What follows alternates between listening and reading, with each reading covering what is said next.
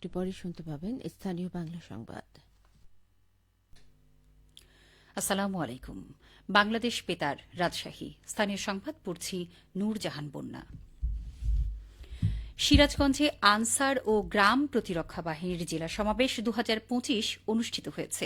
আজ সকালে সদর উপজেলার কান্দাপাড়া আনসার ও গ্রাম প্রতিরক্ষা বাহিনীর জেলা কার্যালয় প্রাঙ্গণে এই সমাবেশ অনুষ্ঠিত হয়। সমাবেশে প্রধান অতিথি ছিলেন আনসার ও গ্রাম প্রতিরক্ষা বাহিনী রাজশাহী রেঞ্জের রেঞ্জ কমান্ডার আশিস কুমার। প্রধান অতিথির বক্তব্যে তিনি বলেন, আনসার ও গ্রাম প্রতিরক্ষা বাহিনীকে নানাভাবে আধুনিকায়ন করা হচ্ছে।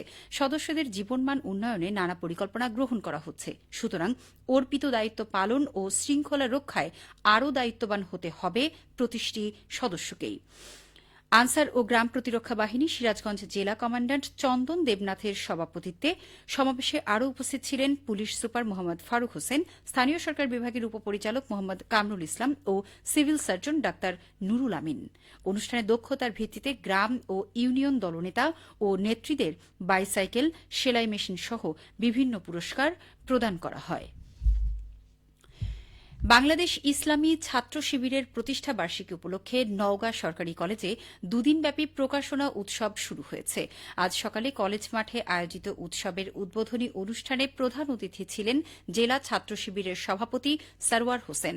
দুদিনের এই উৎসবে বই, খাতা, কলম ও ক্যালেন্ডার সহ 200-র অধিক উপকরণ প্রদর্শন ও বিক্রি করা হচ্ছে।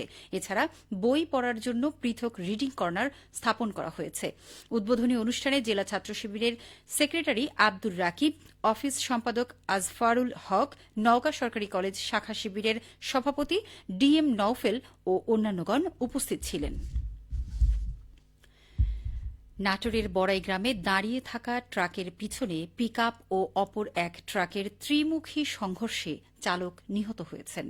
আজ নাটোর পাবনা মহাসড়কের গড়মাটি এলাকায় এই দুর্ঘটনা ঘটে। নিহত চালক নাহিদ হোসেন নওগাঁ সদর উপজেলার ভবানীপুর ডানা পার্ক এলাকার শাহিন আলমের ছেলে। নিহতের মরদেহ উদ্ধার করে স্বজনদের নিকট হস্তান্তর করেছে পুলিশ। নওগাঁয় চলতি মৌসুমে 30,500 হেক্টর জমিতে আম উৎপাদন হচ্ছে। ইতোমধ্যেই গাছে গাছে মুকুলের সমারোহ চাষিদের আশাবাদী করে তুলেছে। উৎপাদন ধরে রাখতে কৃষকদের সহযোগিতা দিচ্ছে কৃষি বিভাগ। এ নিয়ে এখন শুনুন একটি বিশেষ প্রতিবেদন। ফাল্গুনের শুরুতেই ফুটেছে সোনালী মুকুল, কদিন বাদেই গাছে দেখা মিলবে আমের গুটি। নওগাঁর সাপাহার ও পোরশায় আমের উৎপাদন সবচেয়ে বেশি। এবছর মুকুল ভালো এসেছে বলছেন চাষিরা।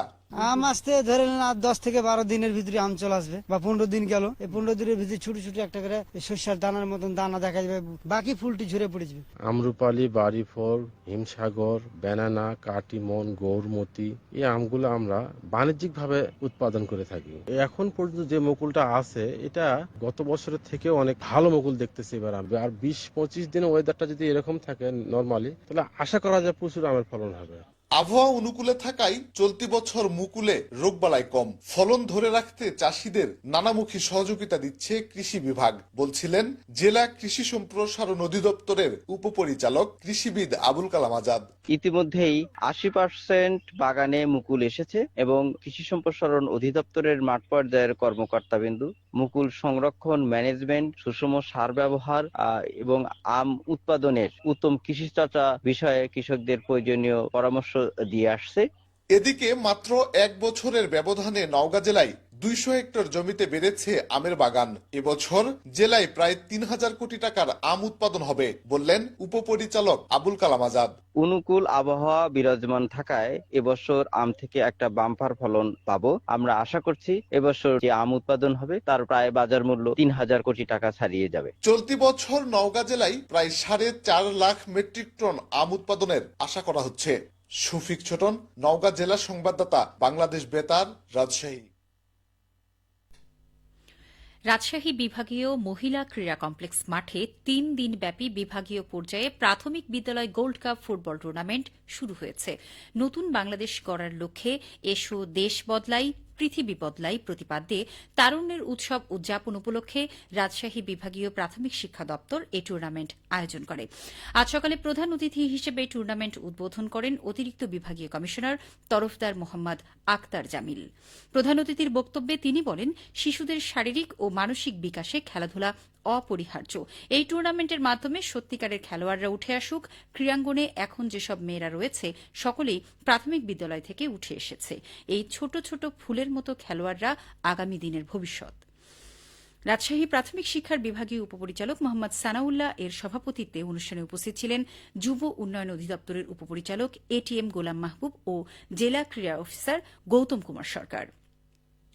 উল্লেখ্য, এই ফুটবল টুর্নামেন্টে রাজশাহী বিভাগের ৮ জেলার বালক বালিকা ক্যাটাগরিতে জেলা পর্যায়ের মোট ১৬টি চ্যাম্পিয়ন দল অংশগ্রহণ করেছে।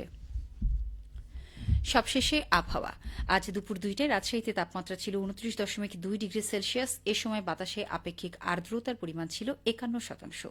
রাজশাহী ও পার্শ্ববর্তী এলাকায় আজ সূর্যাস্ত সন্ধে ৬টায়। সংবাদ শেষ হল। আমাদের পরবর্তী স্থানীয় সংবাদ বিকেল ৪টা ৫ মিনিটে।